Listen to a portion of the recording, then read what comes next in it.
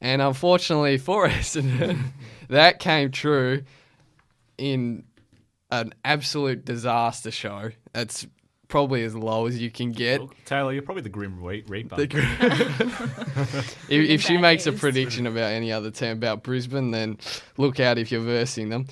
Obviously, the final result, 91-78 loss at the MCG to a team that had not won a game, which they now have. Brownie, your team is off the bottom of the ladder. Finally got a W. But we're going to start with Essendon, who are now 2-6.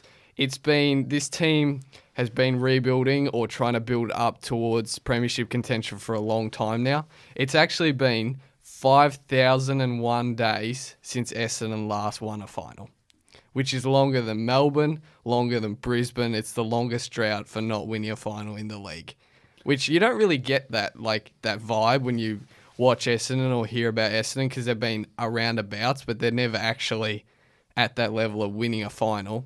And the issues they have at the moment are all over the ground in every facet. And while Woosha is theoretically safe at the moment, because obviously he signed that contract extension after 1 week, they fired Mark Neild, so Neild is gone. Apparently the chemistry in the box. Yeah, there was a weird setup there where the coaches would have to go through Mark Neild to talk to the players or something. Apparently all the line coaches, every tactic had to go through Neild before it actually went to the coach, to Woosha, which doesn't really make sense. But Neild is gone. And on the field, it's even worse than in the box. I don't care how bad it is in the box. It can't be worse than it was on the field. In your opinion, what is the biggest issue they have on the field? There's obviously a lot, but slow ball movement and lack of confidence. Yeah. But it's a very, very similar to Richmond in 2016. If you look at it, they've, slow ball movement. They re-signed their coach early on in the season. They started really poorly. Overhyped trades. I think Richmond started that season 1-6. Yeah. And overhyped trades, Stringer and Devon Smith's been Devon Smith is the one who's Adam been quite Sard good. and Stringer both been poor. Yeah. And Dan Richardson's there. He was at Richmond, and I think he already knows that what it takes to change it all around. So they've already started with Mark Neild. Yeah. And do you think they will bounce back like Richmond has? Because it is very similar to that They Richmond won't bounce start. back this year. Yeah. Maybe next year. But John Worsfold, I'm surprised that he re-signed with Essendon, because there's been a lot of talk that he wants to enter the administration side of football. Yeah. And just by the way that he's going to his press conferences, the way even at the press conferences, Woosha, for example, this press conference, he keeps talking about he wants his team to find out who they want to be. He's not actually saying, this is how we're going to play, this is our style. We know that they've been an attacking side. They haven't been good defensively, but now the attack as well is being stagnated by their ball movement. We saw it earlier as well in the season against Collingwood. How alarming is the fact that they just can't seem to move the ball with any fluency off half-back? It's just, I'll divert the pressure onto my teammate who's about to be tackled. He'll divert the pressure onto the next teammate who's about to be tackled. They can't get any flow. They've just got no awareness. It's like they've just shell-shocked. Every time they get the ball, they don't know what to do. It's like hot potato. Yeah, that's exactly They it. don't go back to any structure or game plan that they seem to have. They just crumble under the pressure. Yep, and their midfield as well. They have a lot of guys. I like Jimmy Bartell was talking about it, and he said they have a lot of second possession players, so the players who receive it from the contest and then spread. They don't have those players in tight who can win the contested hardball and get it out.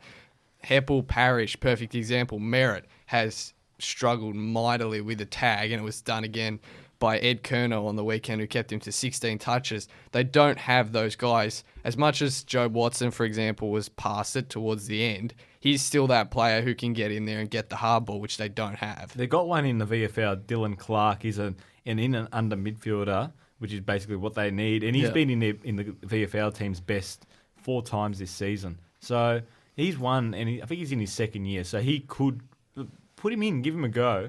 Well, it can't be worse. And they were talking about, basically the media wants the whole team dropped. That's not going to happen.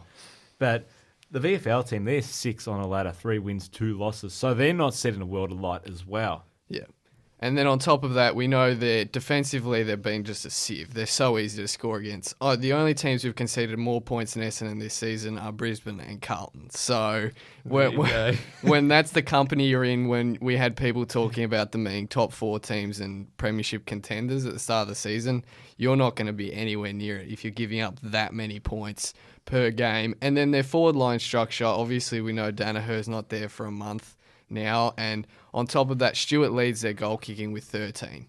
If Stewart's leading your goal kicking, Stewart's all right. He's all right, but if he's leading your goal kicking, you're not going to be a finals team, in my opinion. But even when Danaher was there, Struggling. he was not performing well, and the forwards didn't know what they were doing. Stringer's just been a wasted recruit, in my opinion. You know, he's just contributed nothing to the team. Would you drop him? Yep, sure would. Okay, if we're going to play Take Whoosh at the his drop. selection table, as we said, the media would like to drop every single one of them, but obviously that's not going to happen. If you're Woosher, who's getting dropped? I'd have to agree that the package, package. would have to go. I'll throw some names at you. Would you drop Heppel? Yes. Would you drop Goddard? Would you drop... Now, big Hurley's not names, going to be though. there because he's injured. Yeah, they're big names, but they're not performing. Heppel's had an okay season, but you need more from your captain. Yeah. And I heard on Footy Classified, Here we Craig go. Hutchison asking whether your captain should have dreadlocks and a beard. The homeless look. You know you're big on this. I've got a feeling that if you're the captain, you've got to set the tone, and you can't tell a person how they look. But if you're the face of the football club, you've got to look A little sharper. bit more clean shaven, you reckon? All right, well, I don't think the hair has anything to do with it, but the fact that Heppel, Goddard, Hurley and Stringer had 4 tackles between them in a game where they were backs against the wall, and the result, if it went the way it did, was going to be incredibly embarrassing, and that's the effort you put in, that's more alarming Put to Goddard up forward. I'd probably drop Goddard too. Yeah. Because you're the loose man and you did nothing. Obviously, Jed Lamb went him, and they had a game plan for him. It was pretty Yeah. obvious. Let's talk about the Blues. Yeah. So, Carlton, good. It was a good win, but, let's be real. It was, yes, it's a win. It doesn't really signify anything for their season. I think Cripps and Curnow showing again why they're the cornerstones of this team. And I think, does Ed Curnow deserve the tag of one of the more underrated players in the league? Oh, not really. You don't Not rate him? really. He's had a good season, but he's coming back from injuries, so He's always been at work. He's a Workhorse workhorse. at the I club. know, but there's more underrated players in the league. Yeah, Ben there probably Jacobs are is more, underrated. yeah, which we'll get Ed to. Curnow is there. He's not a player that's changes the He's game. not unknown, but as he I would did have say. 24 touches, 13 tackles, 2 goals, but most importantly, he shut down Merritt. Charlie kicked the 3, and he was big in that third term when they Daisy made Thomas? their run. Yeah, Daisy was back in form. Don't forget. 29 disposals, 26 kicks. He back only to his- shows up when everyone else Oh. plays good. That was back to Let's be his honest. Mickey Malthouse form right there. That was Another incredible. Golden person that's era. ruined the club. Oh, another person that's ruined the club. And as well, Simpson was quite good, which he always is quite good. Just quickly back to the Bombers. They now have Geelong, GWS, Richmond, Brisbane, and the Eagles, which is quite a tough run taking up Brisbane.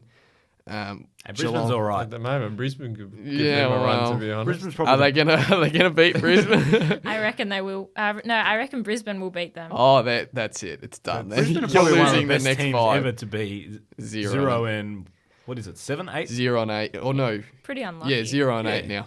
They are pretty unlucky, but at the same time, they don't really know how to win, which we'll get to later. But Neither it's does alarming.